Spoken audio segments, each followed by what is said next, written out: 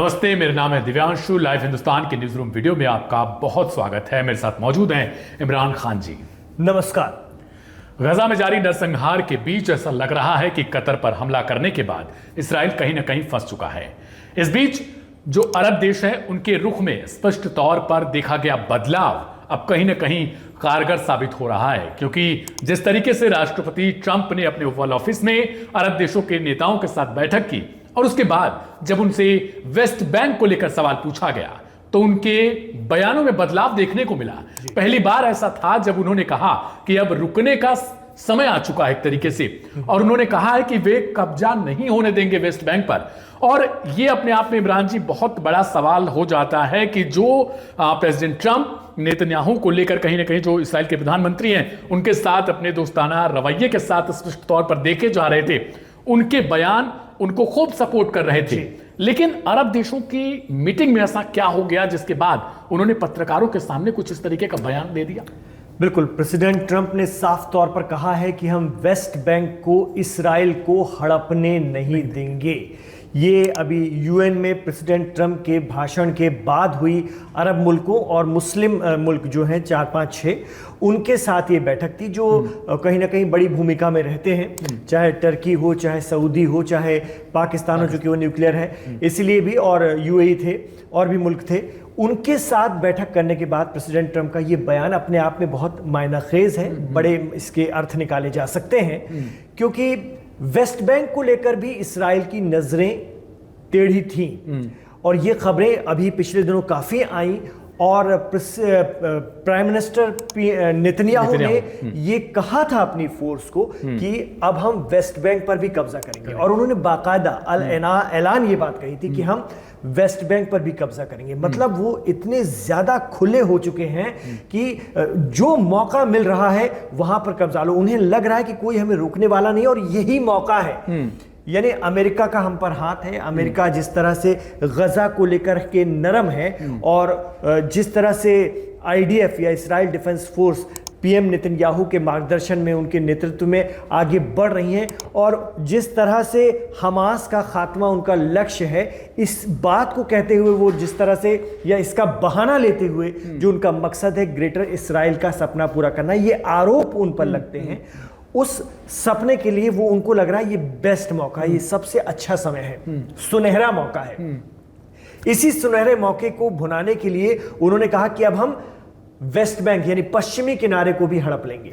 जैसे ही ये बात सामने आई, ये उनका ऐलान सामने आया, अरब देशों के कान खड़े हो गए। अरब देशों के कान इसलिए खड़े हो गए क्योंकि वही तो एक कोना है, वही तो एक टुकड़ा है जो कहीं ना कहीं एक आस है फिलिस्तीन के होने की। गजा तो एक तरह से अब बर्बाद हो गया, और गजा को जिस तरह से इजराइल लेकर चल रहा है और जिस तरह से उस पर अमेरिका की मंशा है, उसको देखते हुए लग रहा है कि गजा पर इसराइल कब्जा कर लेगा। क्योंकि प्रेसिडेंट ट्रंप ने आते ही कहा था कि हमें गजा चाहिए, इसराइल उस पर कंट्रोल करेगा और हमें गिफ्ट में गजा देगा, और फिर हम वहां पर उसको रीडेवलपमेंट करेंगे। गजा के सारे लोगों को बाहर निकालो, ये उनका सीधा सीधा बयान था। बाद में हम उनको ले लेंगे, सबको मिस्र और जॉर्डन भेजो।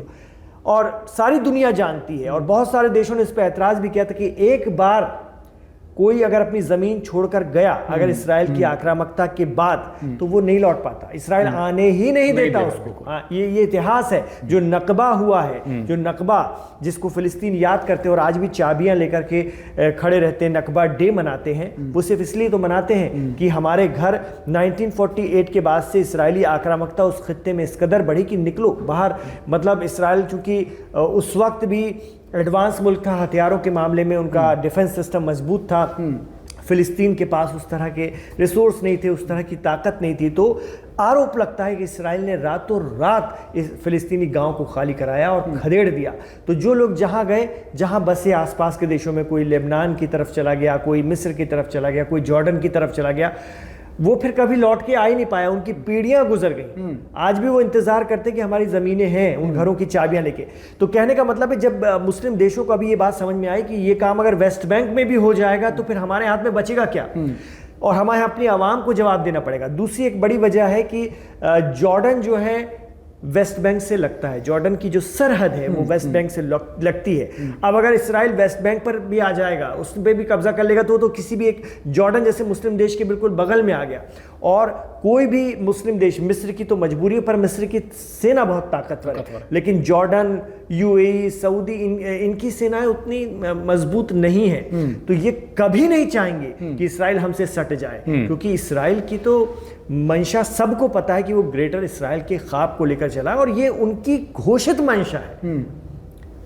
कई बार उनके लोग, पीएम नेतन्याहू भले ही ना कहें, लेकिन कई बार उनके लोग, उनके बड़े नेता इंटरव्यू में कह चुके हैं कि भाई हमारा मकसद ग्रेटर इसराइल बनाना है, और ग्रेटर इसराइल के लिए चाहिए जमीन। ये आरोप लगता है, जमीन कहां से आएगी? यहीं से तो आएगी। और उनके ग्रेटर इसराइल के नक्शे में जो जितनी भी जमीनें हैं वो कभी ना कभी चाहेंगे कि उन तक पहुंचे। तो जॉर्डन को लगा खौफ, जॉर्डन के फेवर में आ गया यूएई ने तत्काल प्रभाव से, जबकि यूएई तो बहुत अच्छा दोस्त है इसराइल का, अब्राहम अकॉर्ड से भी वो बंधा हुआ है, लेकिन उन्होंने तत्काल प्रभाव से रोका और कहा कि अगर आप वेस्ट बैंक का कब्जा करेंगे तो ये अच्छी बात नहीं होगी। और उसके बाद सारे जो मुस्लिम देश थे, अरब मुल्क थे, उन्होंने शायद प्रेसिडेंट ट्रंप को ये कहा होगा कि आप वेस्ट बैंक रुकवाइए। गजा को लेकर अभी तक प्रेसिडेंट ट्रंप ने भी कोई बात नहीं कही। गजा को लेकर के, गजा को तो छोड़ दिया, और मुस्लिम देशों ने भी गजा को लेकर के बहुत ज्यादा रुचि नहीं दिखाई। वो फिलिस्तीन को 2 स्टेट की मांग करते हो, वेस्ट बैंक पर उनकी नजर है, क्योंकि वेस्ट बैंक गया तो फिलिस्तीन का तो इशू ही खत्म हो जाएगा, बचेगा क्या? तो ये वजह है कि प्रेसिडेंट ट्रंप ने कहा है कि हम इसराइल को अब हड़पने नहीं देंगे। बहुत सटीक और सही जानकारी क्यों न क्यों ये लगती है, क्योंकि जो रिपोर्ट्स हम पढ़ते हैं उसमें भी इसका जिक्र होता रहता है कि अगर वेस्ट बैंक इसराइल ने हड़प लिया तो फिर जिस 2 स्टेट की बात की जाती है वो बचेगा ही कहाँ से। हमने UNGA में सुना इनका भाषण भी इसराइल के प्रधानमंत्री का, हालांकि सभी देशों के करीब करीब प्रतिनिधि छोड़कर जा चुके थे, लेकिन इसराइली प्रतिनिधिमंडल वो लगातार तालियां बजा रहा था उनके बयानों को सुनने के बाद। उन्होंने इसमें भी जिक्र किया कि जो लोग चाहते हैं कि फिलिस्तीन बने वो लोग गलत कर रहे हैं, ये हो ही नहीं सकता। यानी अमेरिका एक तरफ, उसकी मंशा कहीं ना कहीं वो दिखाई देती है। तो क्या लगता है कि जब ये बात कर रहे हैं कि वेस्ट बैंक पर कब्जा नहीं होने देंगे तो फिर फिलिस्तीन को मान्यता देने के लिए अमेरिका तैयार हो जाएगा? देखिए, फिलिस्तीन को मान्यता देने को लेकर अमेरिका ने तो कभी कोई वादा किया ही नहीं है, ठीक है। और प्रेसिडेंट ट्रंप ने भी अपने पूरे भाषण में फिलिस्तीन को लेकर कुछ नहीं कहा। उनका भाषण और उनकी बातें सिर्फ यहीं तक हैं कि बहुत हो गई, अब अति हो गई, हम जंग रुकवा देंगे, बस जंग रुकवा देंगे।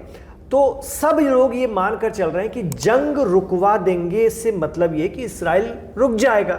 इसराइल रुक जाएगा तो कम से कम गजा पर कब्जा नहीं हो पाएगा, बस इतना ही सब लोग मानकर चल रहे हैं। ना अमेरिका कह रहा है कि हम इसराइल को गजा पर कब्जा नहीं करने देंगे या हम 2 स्टेट के सलूशन के साथ हैं, ये नहीं कह रहा है अमेरिका, जो इजराइल का सबसे बड़ा सपोर्टर है और सबसे बड़ा सामरिक पार्टनर है, वो नहीं कह रहा है ये बात।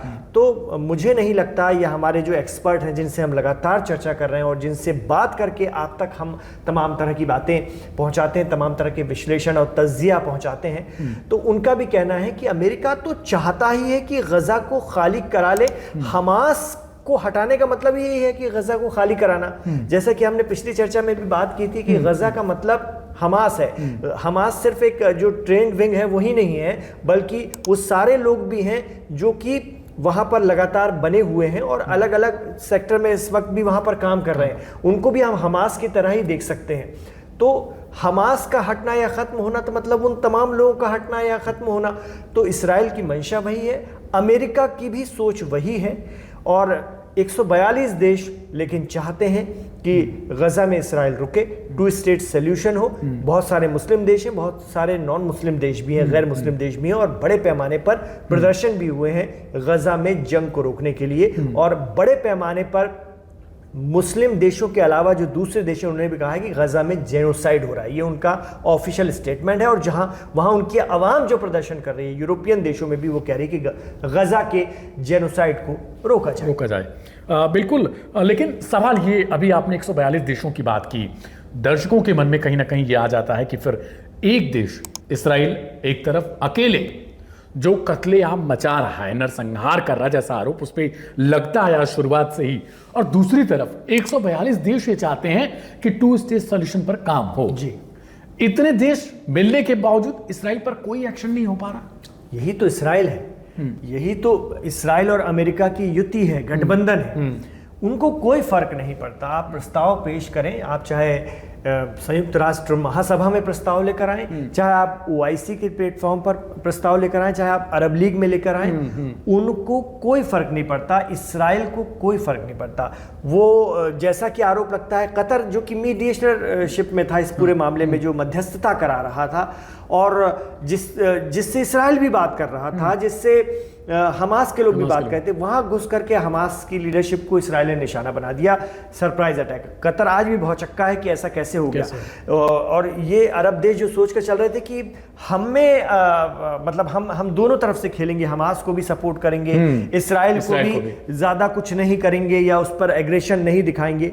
उनके लिए तो ये मुंहतोड़ जवाब है, उनके लिए तो ये सीख है, उनके लिए तो ये बहुत बड़ी इबरत है कि वो अभी भी इस दिशा में बहुत स्ट्रॉन्ग एक्शन ले, वरना उनके ऊपर भी बात आएगी। यही वजह है कि वेस्ट बैंक को लेकर के इन लोगों ने दबाव बनाया है, सारे मुस्लिम देशों ने, कि आप वेस्ट बैंक को लेकर के कुछ कहें, तब प्रेसिडेंट ट्रंप को ये बोलना पड़ा है। वरना अगर वेस्ट बैंक पर भी इसराइल आ गया, क्योंकि उनकी फोर्सेस वहां पर तो ऑलरेडी तैनात है। देखिए, वेस्ट बैंक की जो जिम्मेदारी है बहुत सारी चीजों की सुरक्षा से लेकर, वो सारा इजराइल उठाता है। सारी नीतियां वेस्ट बैंक के लिए जो बनती हैं वो इजराइल के थ्रू ही बनती हैं, ठीक है। और आरोप लगता है कि महमूद अब्बास, जो कि फिलिस्तीन के प्रेसिडेंट कहे जाते हैं, जो वेस्ट बैंक फिलिस्तीन अथॉरिटी का शासन चला रहे हैं वेस्ट बैंक से, वो पूरी तरह से इसराइल और अमेरिका से हैंडल होते हैं। ये आरोप लगता है। बहुत सारे ईरान समर्थित जो तंजीमें हैं, मुकावमती तंजीमें, रेजिस्टेंस के ग्रुप हैं, वो तमाम लोग ये आरोप लगाते हैं कि वो एक पपेट गवर्नमेंट है। ये आरोप लगता है, लेकिन दुनिया उसी को फिलिस्तीन मानती है और उसको मान्यता भी देती है। तो ठीक है, यूएन में कम से कम फिलिस्तीन के प्रतिनिधि के तौर पे महमूद अब्बास जाते हैं, अपनी बात रखते हैं, वहां तक ठीक है। लेकिन अब वेस्ट बैंक, जिस पे ऑलरेडी इसराइल का काफी हद तक मतलब दबदबा है, ये वेस्ट बैंक को ही अगर वो कब्जा लेगा तो फिर फिलिस्तीन बचेगा कहां से? इसीलिए अरब देशों के कान खड़े हुए और इसीलिए वो ये सब बातें कह रहे हैं। प्रेसिडेंट ट्रंप से उन्होंने बुलवाया। गजा के लिए जब तक प्रेसिडेंट ट्रंप कुछ बोलेंगे नहीं, गजा में जंग रोकने के लिए वो प्रेशर बना रहे होंगे इसराइल पर, इसमें कोई दो राय नहीं है, क्योंकि उन पर भी बात आ गई है। कहीं ना कहीं उनसे भी सवाल किया जाएगा कि आप कहते हैं कि मैं सारी जंग रुकवा दूंगा, तो इतना आपके दौर में इतना जेनोसाइड क्यों हुआ, ये पूछा जाएगा उनसे। इस वजह से शायद वो इसलिए एक्टिव हैं। बाकी वेस्ट बैंक के लिए उनका ये बयान स्वागत योग्य होना चाहिए। कम से कम इसराइल की नजर वहां से तो हटेगी, क्योंकि उनका तो एक ही मकसद है, जैसा कि आरोप लगता है, जमीनें लेना।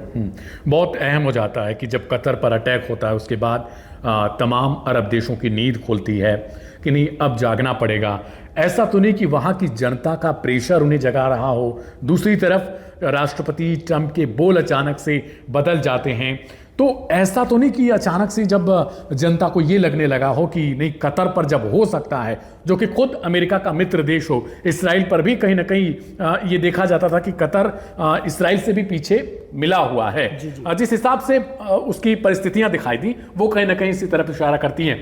तो ये तो नहीं कि अरब देशों की तरफ से, चूंकि सारे मित्र देश हैं अमेरिका के, तो ऐसा प्रेशर तो नहीं ट्रंप के ऊपर लगाया गया हो कि भाई देखो, हमारे यहाँ की जनता बगावत कर सकती है, तो फिर जो हम चलाते हैं शासन वो खतरे में आ सकता है, तो अमेरिका भी कहीं ना कहीं खतरे में आ सकता है। तो ऐसा तो नहीं कि ये पूरा खेल एक तरीके से रचा गया हो, ईरान उसमें मौजूद है ही नहीं। जी बिल्कुल, ये बिल्कुल हुआ होगा, आपका कहना बिल्कुल सही है। और सारे अरब देश अवाम के प्रेशर से ही तो यहाँ तक इतना कर पा रहे हैं। और जब कतर पर हमला हुआ तो उनको लगा कि अब अपनी जनता को हम क्या जवाब दें।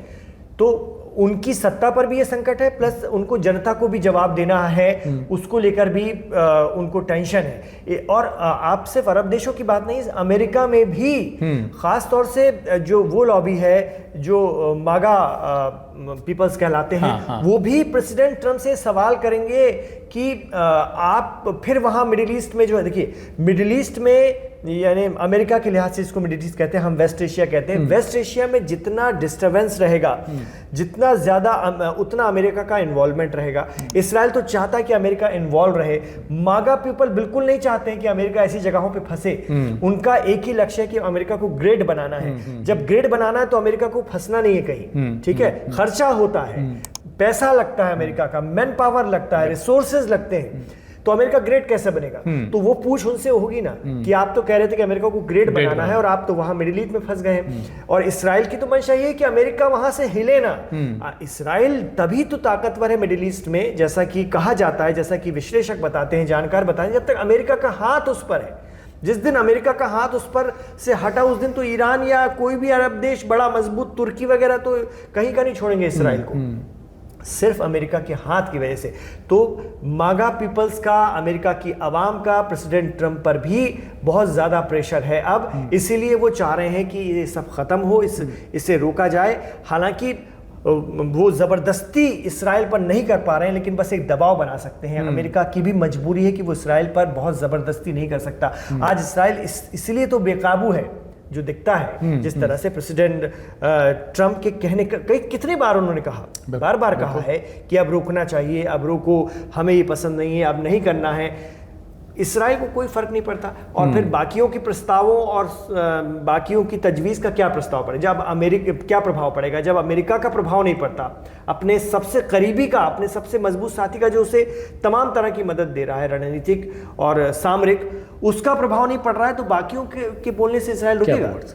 हाँ, बहुत सही बात यह है कि भाई जिस तरीके से प्रेशर बनने लगे थे कतर पर अटैक के बाद से, अचानक से हुआ कि बाकी के देशों को भी लगा कि कहीं ना कहीं ऐसा ना हो जाए, और अगर उनके देश पर अटैक होता है तो क्या वो जनता को थाम पाएंगे, जिस तरीके से फिलहाल कतर ने थाम की रखा है।